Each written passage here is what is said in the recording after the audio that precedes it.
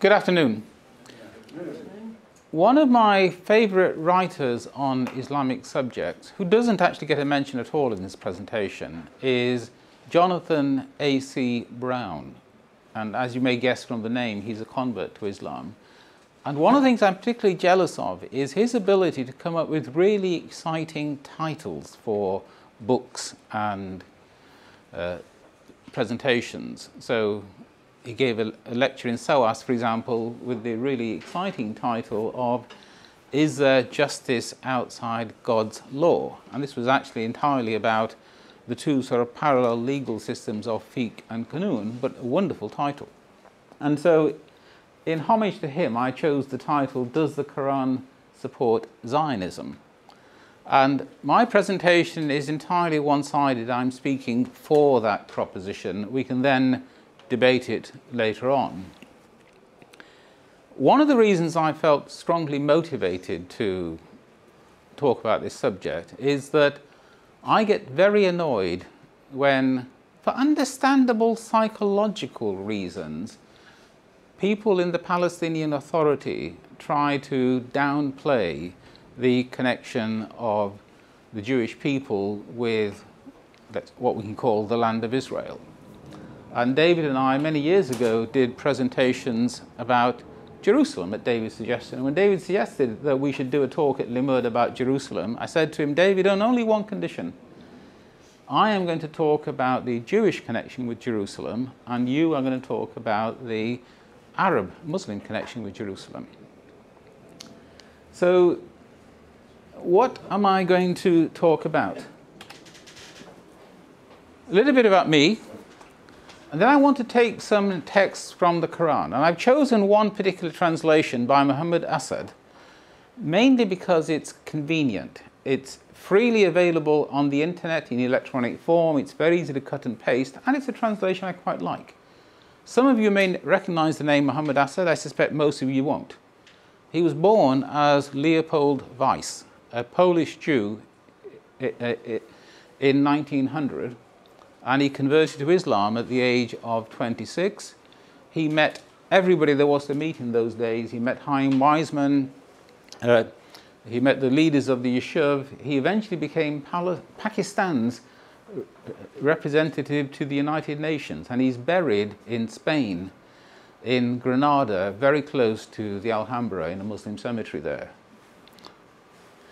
So that's where the Quran translations will come from. I also want to talk about some of the commentators on the Quran. And I've taken my references for these commentaries from the translation of the Quran that I recommend most strongly to people if they are interested in studying it.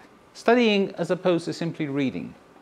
If you want to read a Quran for the first time, this is not the translation I recommend because, of course, you don't want all the footnotes to get in the way. For simply reading the Quran for the first time, I recommend the translation published by Oxford University Press and translated by a professor at SOAS, Professor Muhammad Abdul Halim. But this is the best one for studying. It's published only a few years ago. And they reference many of the classical commentators on the Quran in there. So this is me. Born in Pakistan, but I've lived in the UK since I was 2 years old. And I had a very sort of traditional professional career. I spent almost all of my professional life giving tax advice to multinational companies and rich people. And I'm the... Let's get that mouse out of the way. Nope, can't move it. Right. And I'm the co-chair of the Muslim Jewish Forum of Greater Manchester, co-chair of a think tank based in Kuala Lumpur, the Islam and Liberty Network, and until recently I was very active in the Conservative Muslim Forum. The most important thing on this web page is the bit in red, my website, where there are many of my previous writings and presentations, and I'm recording this with the intention that this will also end up eventually on my website. So let's have a look at some Quranic texts. And I'm not going to bombard you with texts. I've just picked out 4 or 5 to talk about.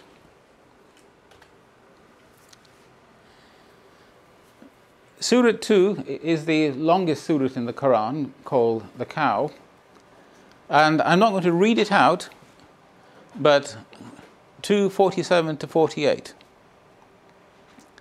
How I favoured you above all other people. Bear in mind, this is a Muslim text, the Quran. And that is how Muslims understood the relationship of God with the people of Israel, the children of Israel.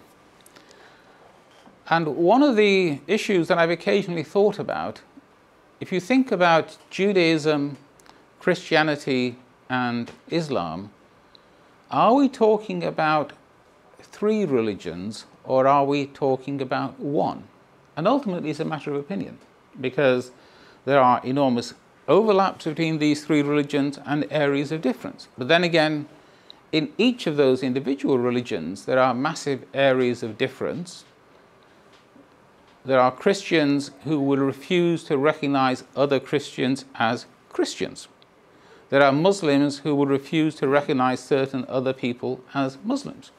And actually, the same applies in Judaism. I read the Jewish Chronicle regularly, and I still remember Rabbi Ehrentraut being quoted in the Jewish Chronicle referring to pseudo-Judaism, talking about another Jewish denomination. But anyway, this is a good place to start. Special favours for the children of Israel above all other people. They were given some land somewhere. We assigned unto the children of Israel a most goodly abode. Question is, where was it? And the verse that I had before, 1093, there are some commentators referenced in the study Quran. And this is the only slide where I'm going to give the type of detailed references that the study Quran gives, because otherwise it gets a bit boring. I mean, even I don't recognize the names al-Badawi. I do recognize Tabrizi, but I've never actually studied any of his writings. But the study Quran as a book does have this kind of high quality referencing, so you can trace all the way back. And the commentators have traditionally considered the land that the children of Israel were given to be somewhere, either Palestine or Syria, depending on exactly how you define those places. And of course, Syria, the name, is a modern name. It's a modern country with boundaries post to World War I, but Al-Shams has always been an area up there, roughly where Syria is, but not necessarily with identical boundaries to the modern Syrian state.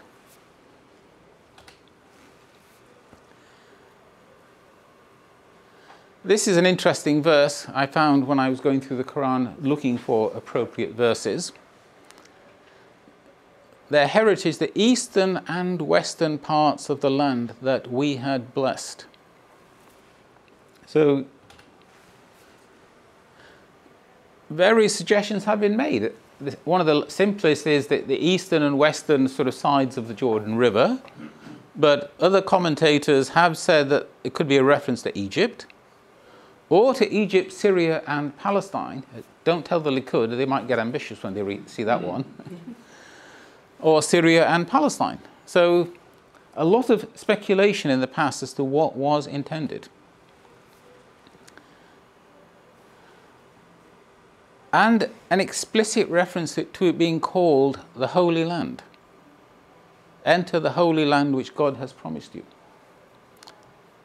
This again is reference back to the Exodus period, before the Israelites actually arrived in the Holy Land. And again, lots of suggestions about the location. Sinai, Syria, just Jericho, parts of Syria, Palestine and Jordan, Jerusalem, or not known, but somewhere between the Nile and Euphrates, which is a pretty big sort of choice, but not necessarily all of it. So Muslim commentators historically have not been very clear where was intended, but by and large, if you look at the geographical coverage, we are talking about the same sort of area as we might call Palestine today. And how long were they granted it? Because this is quite important. Because while I'm not discussing contrary arguments, the argument has been made that whatever was promised to them was cancelled. But here we have a verse, dwell securely on earth, but remember that when the last day happens. So if you read that verse, it's quite clear that this land that the Israelites were given to dwell in was effectively promised to them right through to the Day of Judgment.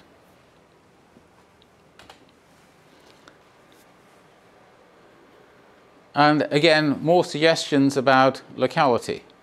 And the other, if you go back to the verse, the verse ends with this saying, on the day of judgment, we will bring you forth as parts of a motley crowd.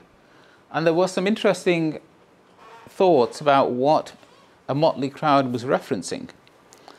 And either it was just the Israelites, both good Israelites and bad Israelites, that's the motley crowd, or it could be the Israelites and their enemies, because of course the Day of Judgment applies to the whole human race. It doesn't just apply to Israelites. And that's all the verses and religious commentary that I intended to cover. I didn't want to stand here bombarding you for hours with text. It's much more interesting to have a discussion with David, see what his reactions and thoughts are, and also with yourselves.